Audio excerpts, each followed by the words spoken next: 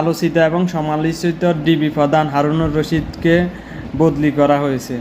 ইতিমধ্যে আপনারা জেনে গেছেন হারুনুর রশিদকে ডিবি থেকে বদলি করা হয়েছে।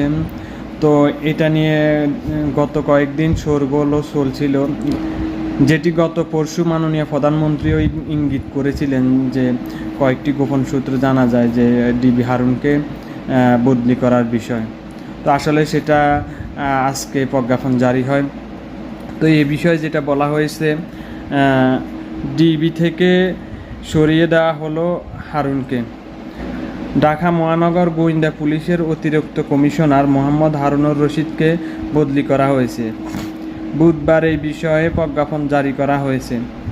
এতে জানানো হয়, ডিবির অতিরিক্ত কমিশনার হারুনুর রশিদকে বদলি করা হয়েছে। তিনি ডিএমপির অতিরিক্ত কমিশনার হিসেবে নিয়োগ পেয়েছেন। আলোচিত এই পুলিশ কর্মকর্তা 2021 সালের মেতে যুগ্ম কমিশনার হিসেবে গোয়েন্দা বিভাগে পদায়ন করেন। এর আগে ডিএমপির তেজগাঁও বিভাগের উপ কমিশনার এবং নারায়ণগঞ্জ ও গাজীপুরের পুলিশ সুপার হিসেবে দায়িত্ব পালন করেন। তো আসলে ডিবি প্রধান হারুনুর রশিদকে আগের চেয়ে এখন পদে নেওয়া হয়েছে।